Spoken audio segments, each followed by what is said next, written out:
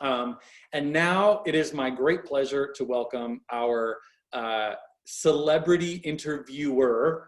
That's the right, I'm saying that correctly. She has many professional accolades, but I'm going to condense them down to the one that is really fun, which is that she is currently the co-host of Swing State, which is a podcast that she co-hosts with Tom Ashbrook.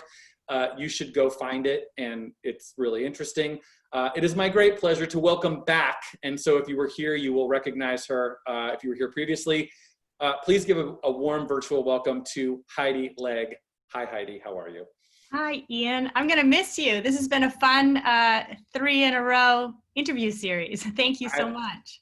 Well, and I likewise, and I just personally feel like maybe it's your last one that's currently scheduled, but we know where you are. And so my guess is, we may find you again. So it's a great cause. It's great to do it. I'm going to turn it over to you, but I'll be right here close by. Okay, good. I like that. Okay. I want to introduce James Wood and Claire Messud. I am personally enormous fans of both of their work. I've got their books here on the table.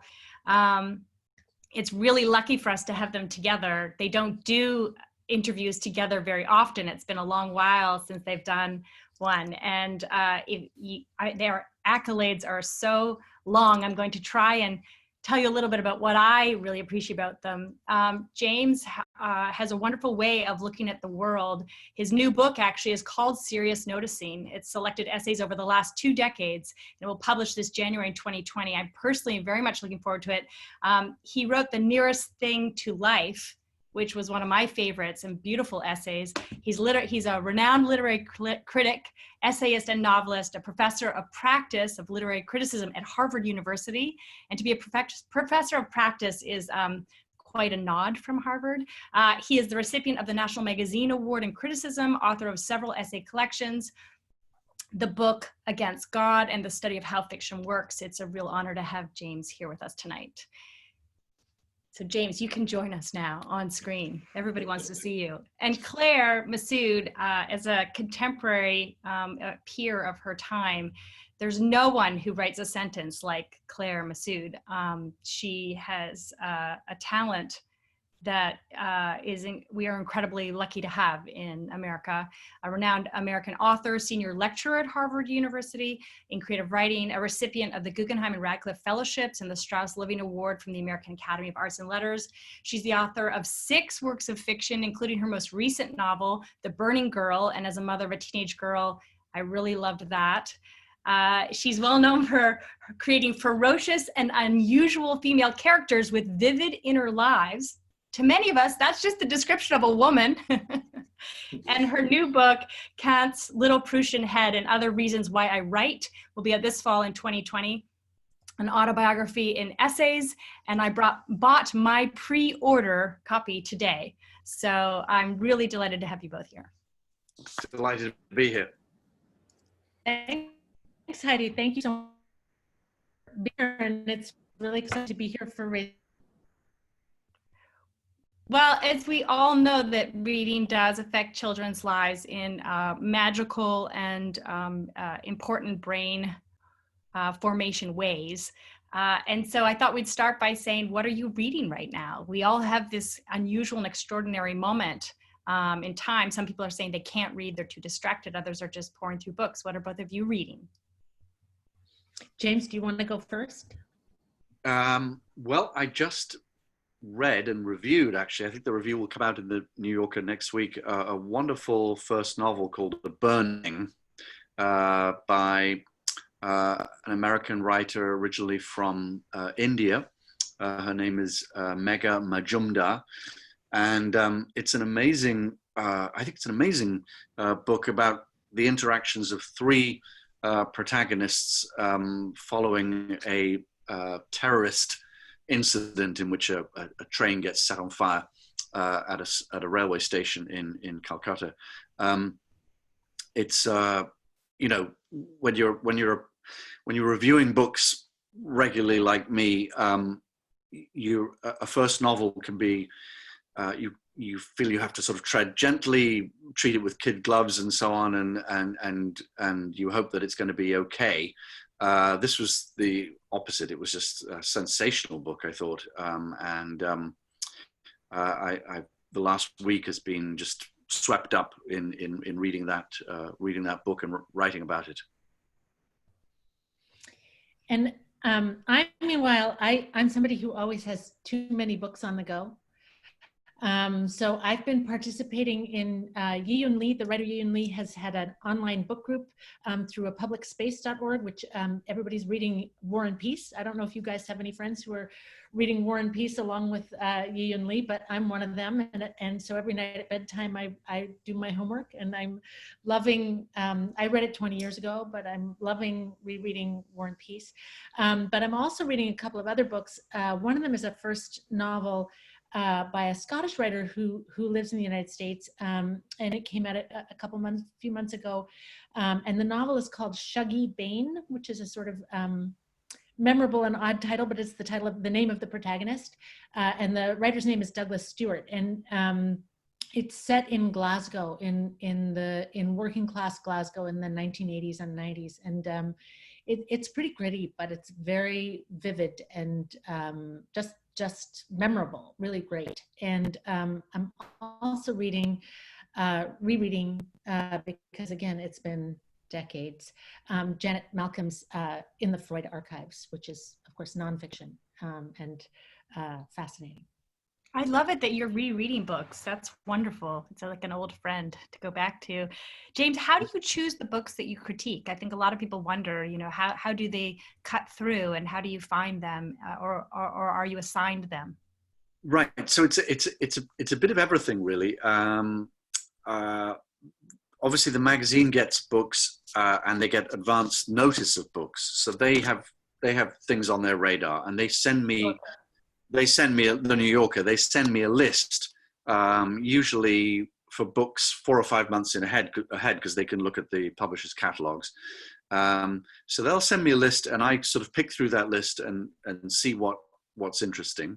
They'll also propose books that they think I might warm to. And then I'm also I'm like a sort of scout. I'm trying to pick up hints from people. So I have friends, I have fellow publishers, fellow writers, and just ordinary readers will send me an email or say to me, this book that's coming out, or a book that I've been reading, I think you'd be a great person to write about it.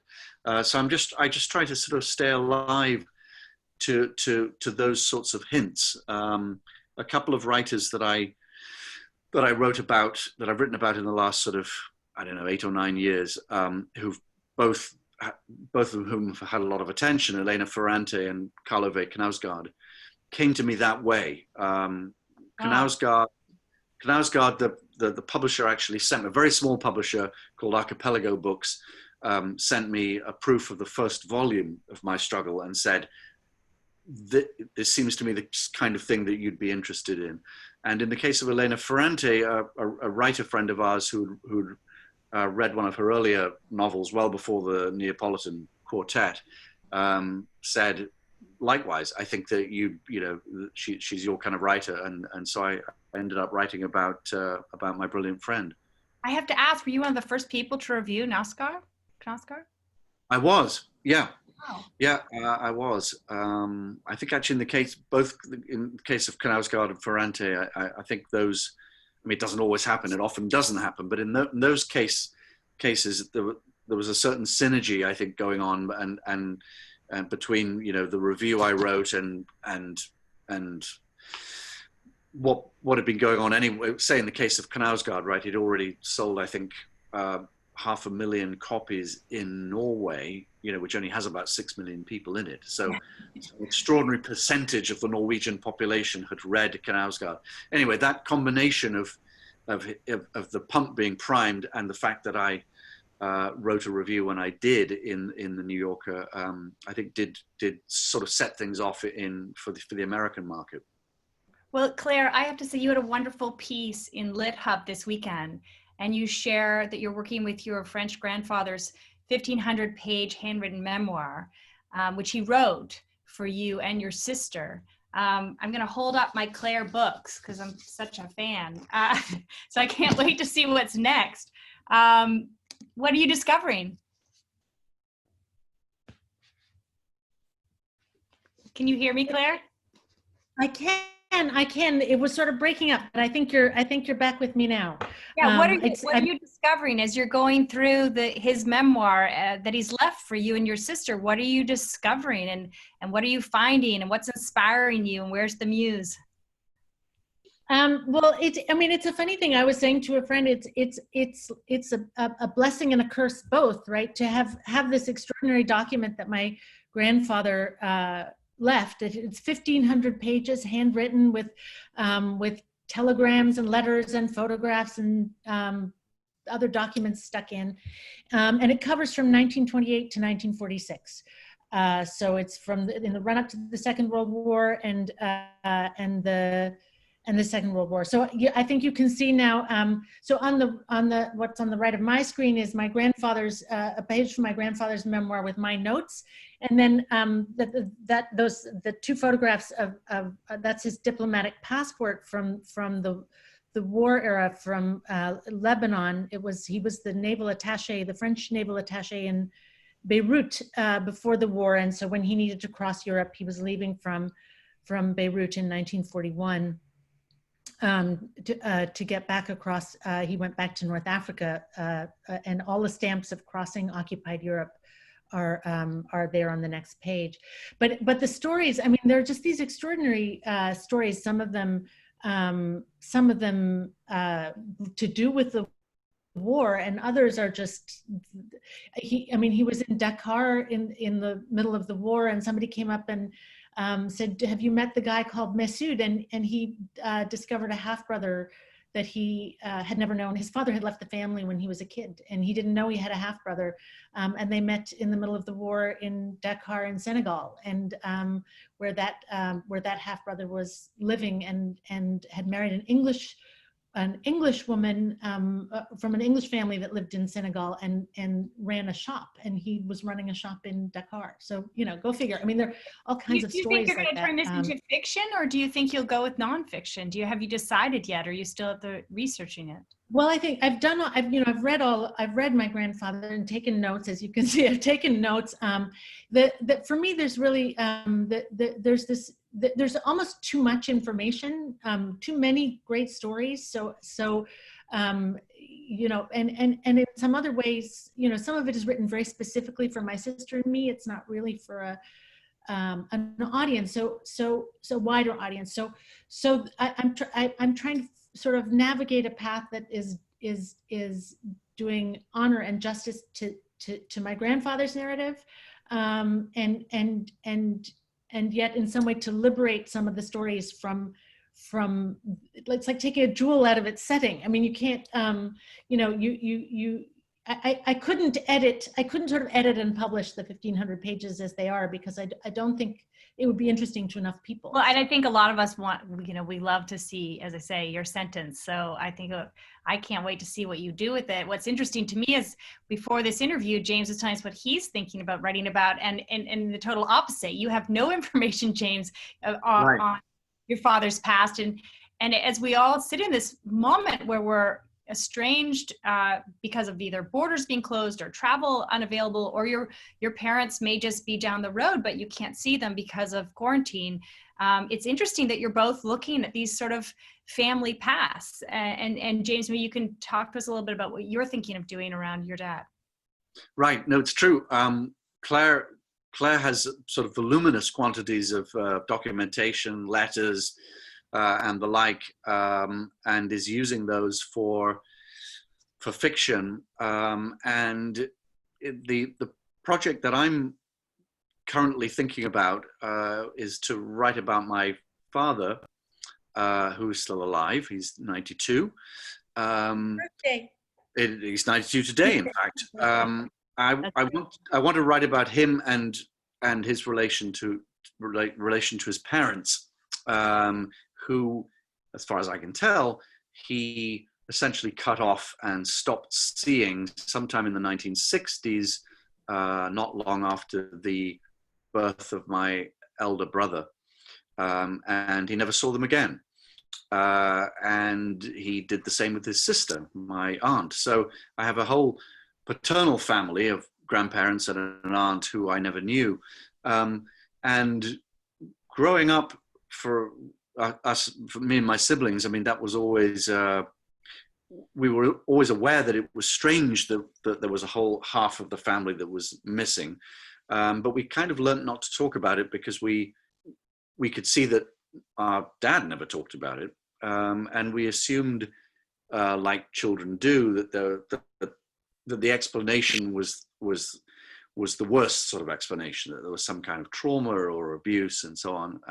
I think as we got older, we began to realize that it wasn't anything to do with that. It was actually to do with the temperamental oddities of my father, not perhaps needing his parents very much, not needing to be in communication with them, and also feeling a certain pressure from my mother, who was snobbish and who didn't want to hang out with them. This combination of things meant that he was willing to let them go in a way that, to me as a son and a father, seems incredible. So I have to try to write about that in a manner that is not that renders judgment, but that isn't too judgmental, if you see what I mean. There's no point in my writing some sort of condemning screed, because anyway, I don't know all the facts and probably never will do. Instead, it's to try to sort of puzzle out as much as I can the enigma of who my father was and is. It's interesting because Claire, when you, in the LitHub piece, which I encourage people to go look at, it came out May 22nd on LitHub. These letters are so beautiful, even though they're very urgent and very full of fear and anger between I'm going to get it wrong again, your grandmother, your grandmother and grandfather, right? Your father's parents, right? Yep. So you have that. And then it's interesting because, James, one of the pieces you wrote in the New Yorker that's always stuck with me is, I think you were up in Canada. Now, it's probably because of my love for Canada, but you were writing about being in Claire's father's home or book, a library. Is that correct? Yeah, indeed. So a lot of people, we're not going to go there right yet, but I'll sort of prime the pump here that everybody wants to talk to the two of you of how you work together as these sort of very powerful literary figures and writers of our time. And it's interesting to see that you both have a project right now that you're going to have to approach from very different ways. Have you thought about that, or are we just sort of figuring this out today on this interview that you're both coming at something well very similar in a very different way? Mostly we talk about whether we need to wash the vegetables with soap and whether we have enough toilet paper. And I mean, that's mostly what we talk about, I have to say. But James, do we have any thoughts about how to work on these projects in the same house at the same time? Well, I think I suppose the short answer is that we sort of don't work together, at least not in the sense of how most people would think of it. We don't collaborate, and obviously when we write, we have to write, as everyone writes, in sort of solitude and not together. But I suppose, of course, we do work together in the sense that we're continually talking about this stuff. And so, I've often talked to Claire over the years about, my dad is her father-in-law. So I've talked to her about this particular story, and she's seen it develop as a kind of possibility for me to examine. And likewise, Claire has talked a lot about her grandparents and their experiences during the Second World War, and I've been very excited to find out from her as things develop what kind of novel that she might be able to, what kind of novel she might be able to wrest out of this amazing material she has. Go ahead, Claire. I was just to say, it is an interesting question because I think, practically speaking, there is a sort of matter, I feel it is like some 18th century dance, right? That of mental space if that is that fair to say? I feel like it's rare for us both to be at in the same sort of moment of creation at the Process. same. Yeah, I feel as though it's sort of one person steps into that space and then the other steps. I feel as though there's a mental energy thing that that isn't visible, it's intangible, but it makes, I think it's difficult to be, in the same physical space in the throes of creativity. If you don't mind me asking, has your relationship changed over the years as writers in a marriage? And have you found that you turn to each other for certain parts of the craft? Is it clear to you yet? Or is this something we'll look back at? James? I mean, I think it's changed in the way that you will know yourself, most obviously, which is that having children has an enormous impact both on oneself as a human being, but then also it has a massive impact on what you can and can't do. At least nowadays, this wasn't the case obviously 30 or 40 years ago, but what you can and can't do at home as a writer during the day. So I think we've both had to adapt and shape ourselves around this reality of being parents and happily. But I don't know to what extent our interactions with each other have changed. Probably they have too. I don't. That's a harder question for me to answer. I do think, I mean, if you remember, it's a long time ago. We met on the eve of my 21st birthday. So we've been together a while. At university. Yeah, just a little while. We've been together a minute. And I'm almost 27. I mean, but in those early days, I feel as though I at least would ask, I would share bits of things with James and ask for his opinion along the way. And I'm sure that was annoying. You never graciously never said it was annoying, but I'm sure it was annoying. But for example, I don't really do that anymore. There isn't time. I mean, there isn't time, Right. in the same way. It's life with children, but it's also life with I was a freelance journalist earning a pittance, but with lots of time for much of my 20s, and I have no time now, so it's different. It's true for all of us. We have no time because I want to know how the two of you look at technology right now, because so much of our lives are being pushed into technology, especially in this unusual and extraordinary moment in time around the world. And so this is your chance to make a plea for how we do some serious noticing or read or write as a society. And do you have concerns, or are you sort of, let's embrace technology, it's a wonderful thing? Where do you sit on this? And do you have any words of advice? Because they're going to cut me off soon. And I'm curious about that from both of you. Well, I mean, certainly, Claire and I have both, like probably many people in the audience, we've had this experience in the last few months of having to shift teaching experiences, which were, in the classroom onto. Right, you're both professors at Harvard, so yeah, that. And they work pretty well. I mean, in fact, they work astoundingly. It works astoundingly well as a platform as it is now doing so.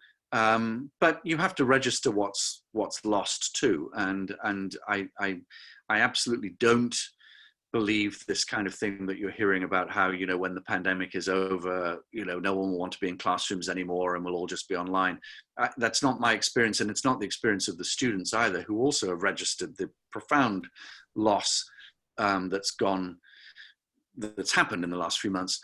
On the other hand, there are certain things, like Claire was mentioning the online book club that she's doing, that you and Lee is doing with War and Peace, which does seem a product of the moment and also a product of the technology in a way. I mean, it's a virtual thing that I'm speaking for you, Claire, but I imagine you wouldn't have probably done before this moment. It's interesting. I can imagine it existing before this moment, and I'm actually not sure whether it was slated to exist regardless. Do you know what I mean? I don't know. I think it maybe was. Some people say it just sped things up. I mean, it was all coming. It was going to happen. I mean, but I do think that there just as there's a shutting down of our actual human personal interactions, and we see very few people. There is also this sense of possibility. I don't know whether everybody who's attending this evening is in Boston or Cambridge, but my guess is probably not. There are probably people who wouldn't have driven if we were meeting in a room in Cambridge or Boston, wouldn't have driven in to join, but actually are able to join. And we have a full house. I can see how many people we have. This would be a very full books reading. Right. But I feel there is this sense of possibility that you can go places that you wouldn't have gone and be involved in conversations. Oh, look, there's somebody who's from Charleston, South Carolina, right? So, I mean, that you can be in conversations that you wouldn't otherwise be able to. So it is a silver lining, and it is a gift, and it does sort of break down boundaries and make more things possible that we might never have thought of. It's exciting. I have so many questions myself, but I'm being asked to move over to everyone else's questions. So, okay, everybody else, it's your turn. A couple. Claire, so many great books. Which do you recommend I start with if I've never read your work before? Or maybe I should ask the literary critic what he thinks that they should start with. I think that's the worst. I think that's the meanest thing is to ask my husband. Like later on, you got it wrong. You got, but I also think it's. I mean, one of the things I always feel about my books is that they're each is different, and I don't know if Heidi, do you remember Anita Bruckner when we were young? There was the writer Anita Bruckner, who was a British art historian, who wrote a novel every summer when she wasn't teaching, and they were all very similar. They were all 180 pages, and it was always about a single woman taking a trip. She was a single woman who I think took a bunch of trips, and they were, anyway. But it's like that you knew what you were getting. It was like it wasn't canned. I mean, they were great books, but they were familiar. You knew what to expect, and I always think my books are pretty different one from another, and so it's hard to tell somebody which one to start with if I don't know them. But I would just say the one, The Emperor's Children, is the one that I guess has been most widely popular. So it has had the widest appeal. The Emperor's Children, which is a novel. Upstairs. So if you want another vote, I thought that was good. James, what's it like to work for The New Yorker? Is a question from the crowd. It's this is going to sound silly when I say it, but I'll say it's great as long as it lasts. What I mean by that is, that seems odd because you think, well, The New Yorker, it's a sort of a pillar of the journalistic world. It's going to last and last, and I certainly hope it does. But maybe what I'm saying is just inflected by the anxiety we all have now in the time of coronavirus. But it's a wonderful place to write about books for, and I hope that there will continue to be a general audience, as there is at The New Yorker, and along with wonderful editors and so on, for that kind of literary criticism, and also great music criticism, drama criticism, film criticism. It just seems nowadays an increasingly precarious form in one variety or another. So it's a great place to write for, and I though I didn't go very often, I miss. I guess we don't know that we miss these things until they're taken from us. I miss the chance to go, as I occasionally did, to New York City and actually go to the New Yorker offices and sort of shake everyone's hands and show them that I physically exist. You know, people are sort of freaking out at your saying the New Yorker, does it exist? They were like, it has to always exist. So I'm going to just put, this is not a personal plug. This is to appease everyone. The paper I wrote before I left Harvard was on preserving thought leader magazines. And I write about the transformation and the digital transformation. And the New Yorker is doing the best out of all of them, better than Rolling Stone, better than The Atlantic. It's doing the best. It's the biggest subscription. Continue to subscribe to the New Yorker and to all the other ones you love, whether it's Rolling Stone or The Atlantic. That's how they will exist. Right, So, that's great. another question for Claire. I would love to hear about the inspiration behind your upcoming book, Kant's Little Prussian Head and Other Reasons Why I Write. Thanks for asking. It's actually a book of essays. Some are personal essays and some are critical essays. But the critical essays are chosen. It's by no means an exhaustive anthology. They were chosen because they're all about books that are that are somehow important to me personally, that have affected me, or that I sort of, books that I carry with me in life. The title, which I realize is a mouthful, comes from Thomas Bernhardt, the novelist, the Austrian novelist Thomas Bernhardt's novel, Wittgenstein's Nephew. I think it's Wittgenstein's Nephew, where he speaks about how everything, how so much gets lost. It's sort of like Beckett, I can't go on, I must go on, or fail again, fail better. I mean, it's a sort of notion that around us there's so much, and we're lucky if we can get a tiny little fragment. So he talks about Kant's Little Prussian Head. He says, think of all of Kant's writings, the philosopher Kant, everything he wrote. Then think of all the thought that was behind, that was already distilled into what he wrote. And then think about the fact that you're really lucky if you know like one sentence or one idea from Kant. Like, we have a friend who has spent 20 years on one passage. She's a philosopher. She spent 20 years on one passage of the Critique of Judgment. Like, it's just such a tiny, it's like one grain of sand from the entire seashore, and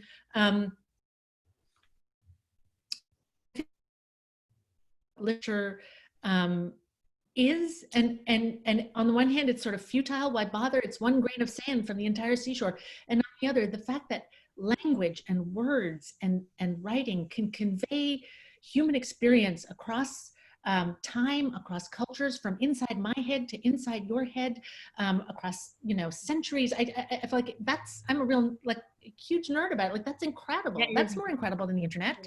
Like, incredible. That's one of the things about raising a reader, Massachusetts. It's to get books into little kids' hands, and I think the power of reading certainly transported me and helped me grow and learn. And I think the reason so many of us love both of your work is because you resonate. What you write resonates with so many of us. You're able to distill it in a way that we understand the world. So I have a very academic question for James. This is the last one. We're going to end on something very academic. Question for James Wood. Every 1970s English manor saw Richard Elmen's monumental biography, Joyce, on the professor's bookshelf. Is Elmen's daughter's book, Duck's Newburyport, a reflection of a father's obsession with Joyce? Wow, that is a fantastically, God, and I'm not sure I can answer it either. So those of you who aren't getting the reference, Lucy Elmen wrote a massive, it must be 1,100 page novel that got quite a bit of attention actually, and towards the end of last year, and won a couple of prizes. And I was tempted to write about it. On the other hand, it's 1,100 pages, so I didn't write about it. There's a confession of my laziness. She's the daughter of a wonderful biographer of Oscar Wilde and a biographer of James Joyce called Richard Elmen. And I guess the idea is that in some way there's a sort of, I don't know, a Joycean, a sort of Joycean overload has occurred in Lucy Elmen's life, so that she's almost acting out a kind of Joycean thing and creating a great masterpiece of our time. The problem is, I can't tell you as I should in authoritative critic manner, whether it is a masterpiece of our time or not, because I haven't read it. So there's a double confession. I've neither written about it nor have I read it. But thank you anyway for the question. I think the person who asked that question is probably very happy to have your answer. And Claire, before you take it away from me, I just want to say to Claire that your essays of your new book coming out in the fall talk about a very nomadic life because you moved a lot to other countries. What's your view as we're all like stuck in place? Do you have a view on sort of this time when we won't be able to travel and how we should think about that for someone who did move around a lot in their youth?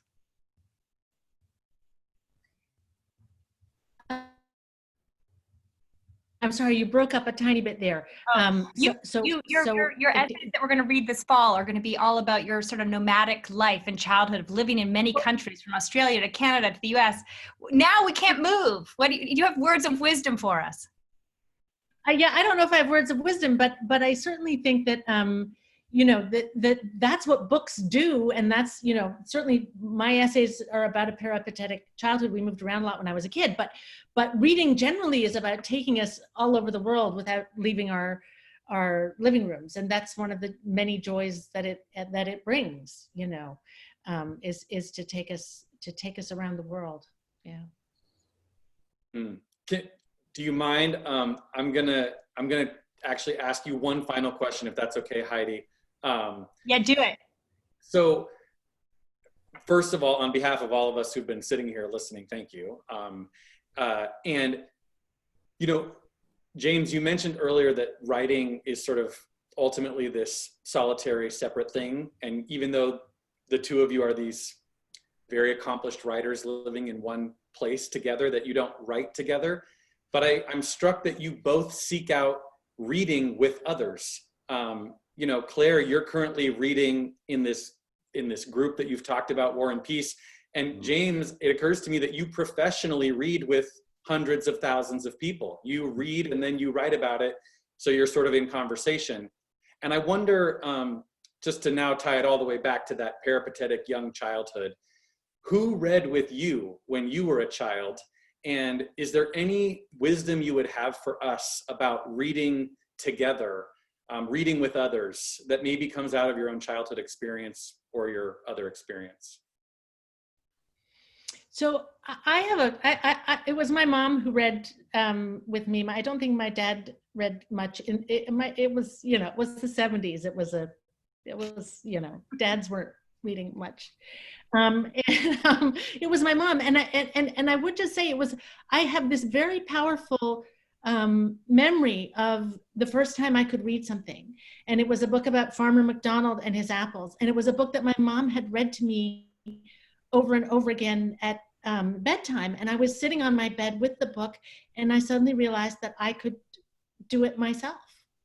And I could sound, because I could sound out the letters and read, and I think the analogy that comes to mind is I saw the other day a parent helping a kid learn how to ride a bike. When they the parent runs along and holds the back of the bike, and then lets go. And I think that experience of making reading such a joyful thing, and then also letting a child realize you can do it. It's great with me, but you can do it on your own. And I think that's it's for me a fundamental joy. And I'll tell you, our son is not listening, so I can say this. He let me read to him till he was like 12. He said, "Don't tell anybody," but I did. I loved it. Same. Yeah. James, do you? I don't remember, funnily, I don't actually have a specific memory of either of my parents reading to me, though obviously they did. But I was really fascinated by what you were saying, Ian, about, because I hadn't really thought about it in those terms, about share, sort of professionally, what I do is share my reading experience. And I think there's something very wise about that question, which is that of course on the one hand, what we do when we read is a solitary activity, and you can't change that. We can't sort of read collectively. And then on the other hand, you know, as it were, the moment you finish the book, or actually while you're in the middle of the book, it's not a solitary experience, because you really want to share it with other people. Right? The thing you're doing when you're excitedly in the middle of a book is you want to say to someone else, I'm reading this phenomenal book, and you should too.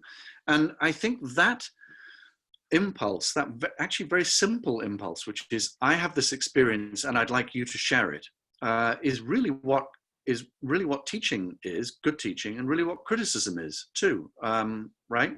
Sometimes, occasionally, it's negative, right? So if I'm writing a sort of negative review, it's sort of, I had this bad experience and I need you to know about it.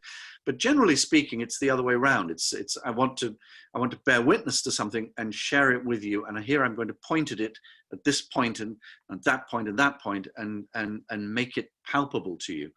And I think that's that way in which the solitariness of reading flows out naturally into community is such a nice thing. Well, that's very kind of you to share those words, and I will say you have set up perfectly, because Raising a Reader Massachusetts is, I would argue, then in the business of building our community, because we are in giving that reading to every young person, no matter who they are or the circumstances of their family. And the person who's leading that charge is the woman who's right here next to me. So I want to turn it back over to Christine Ward. Great, thank you so much, Ian. So a huge shout out to Claire and James. Thank you so much for joining us. And Heidi, you were wonderful. So these are amazing stories that you've shared with us and reminded us all about a love of books. And I think you even highlighted something new that we haven't discussed in the past, about like the gift of letters and how you're able to, you know, read this history about your family, which of course you couldn't do if you didn't know how to read. So it's a wonderful treasure, and we look forward to your next project there, Claire. So just to summarize kind of all that we've heard from our wonderful authors, you know, early literacy, it's the solution for a lifetime of productive and responsible citizenship. I mean, it's really the gift that keeps on giving. So we really appreciate everybody spending their time with us tonight. And now more than ever, these families need the joy and comfort and the confidence that these wonderful books can provide them, so they can go on to do whatever it is that they want to do and pursue. So thank you for helping us build this critical early literacy foundation. So again, be well. And wait, before you all go, and James and Claire, before you go, and Heidi, please stick around for a second. You know, what Christine just said is, like, it's the gift that keeps on giving. And this is the part where I ask if you want to keep on giving, all of you who are at home. And two people, Joseph M. and Meredith T., have donated during this event. And we happen to know that Meredith works at our sponsor at Summit Partners, and we're so grateful. We really could use your financial support. It will go a long way towards bringing literacy and community to all young people. And I want to remind you about our little writing challenge that has one more week, because next week Ben Mesrick is going to be back to talk about Billions, and also to talk about his new book, The Mechanic. And the writing challenge has a little bit more time. So if you know a young person, give them the information about the writing challenge, and then come join us next Tuesday for Live with an Author. I just want to say thank you to everyone. And if we could have the whole panel back, because we're really, really grateful. This is where, you know, you get to virtually wave at everyone and they'll wave back at you. So would you all just, you know, please, James, Claire, Heidi, thank you all so much on behalf of all of us. It's really an honor. And thank you all for joining us. We'll see you next week at Live with an Author with Raising a Reader Massachusetts. So thank you, and have a wonderful rest of the day. Thank you. Thank you. Bye. Bye.